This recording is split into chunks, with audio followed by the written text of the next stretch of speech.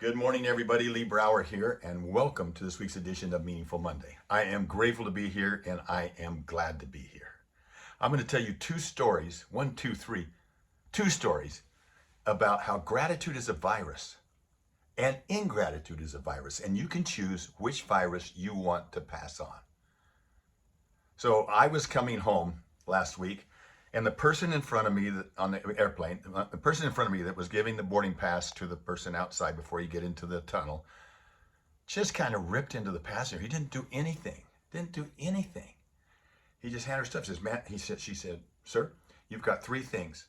You have this, this, and this." And he had a very small briefcase, a small carry-on, and he had his helmet wrapped in a little bag that was just a plastic bag holding it. He says, "Ma'am, I take these with me everywhere. You've got three things, sir. You've got to check that bag, that suitcase, or else you don't get on the plane." Ma'am, this is crazy. Don't you talk back to me or you won't get on the plane. I was like, whoa, what is up with her? And so he went on, got a plane. But I took it in. I got mad because of that. And I carried that with me onto the plane. And I sat next to two young teenage boys that were giggling and laughing and playing games and almost obnoxious. Oof. I still was carrying some of her anger with me. I caught that ingratitude. Got off the plane and I told Lori a little bit about it. She told me a story about a lady that she had just read about how she pulled out in front of a car and she didn't realize it, and the car behind slammed on the brakes. Yeah, you could just, going like this in the black, flashing his lights, honking his horn, passed her, cut her off, just furious with her. She said, "Okay, I'm going to be calm. I'm going to be calm. I can't let him bother me. I'm going to be calm." She pulls into a store. Guess who pulls in right behind her? Yep, same guy. She goes, "Oh dear." She gets out of her car. He lays into her again. And she says, "Sir, I am so sorry. I am so grateful that it was you that was coming down, that you were keenly aware of this because you probably saved my life or saved some injuries just because you're such a good driver. Thank you so much for doing that." And even with that, he walked away grumbling, "Well, that's only because people like you never learn how to drive." Off he goes. Coming out of the store, there he is waiting for her. And she's like, "Oh no." But he was very apologetic. He says, "Ma'am, you see, he had caught the virus of ingratitude somewhere along the way, and he was trying to pass it on, but she wouldn't let it. She offset it. The antidote was the virus of gratitude." He says, "Ma'am, I'm so sorry. I am so sorry."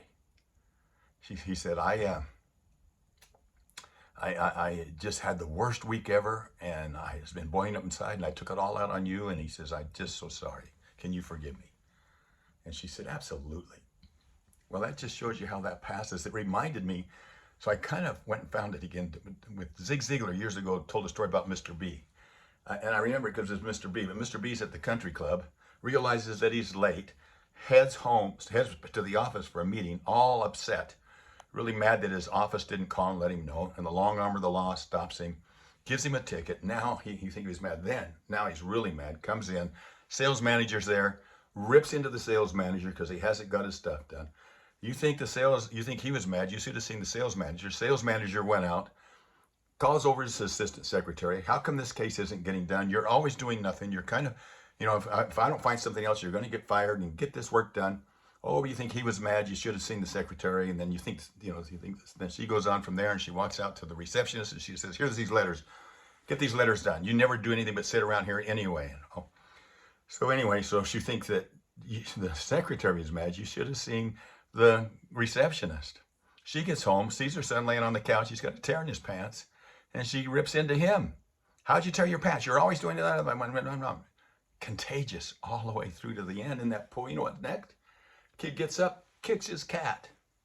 Mr. B would have been better off to just drive from the country club to his secretary's house and got out and kicked the cat himself.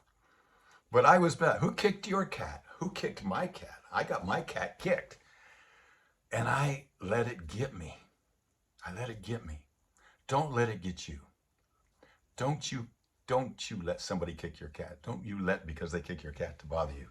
If we could go back again, I would walk back. I would say something nice to that flight attendant, the person that was checking us on. Perhaps maybe a smile and telling her thank you might have changed her day. I don't know what she was going through before that, I have no idea, but I let that virus of ingratitude affect me. And I'm a pretty good carrier of gratitude, but I let that ingratitude catch me, and then I passed it on until my blessed wife shared that story with me, and I've had an opportunity to contemplate about that. And aren't we all tempted? Don't you have a good day going and somebody knocks it out, so then you carry it on? We don't have to carry on the virus of ingratitude. We have within us the seed of gratitude, and we can affect other people. And a lot of times we'll never know when or never know how. That's not up to us. Listen, this is a great season. This is the gift of gratitude that we can all give unconditionally. We can impact people's lives consciously and unconsciously.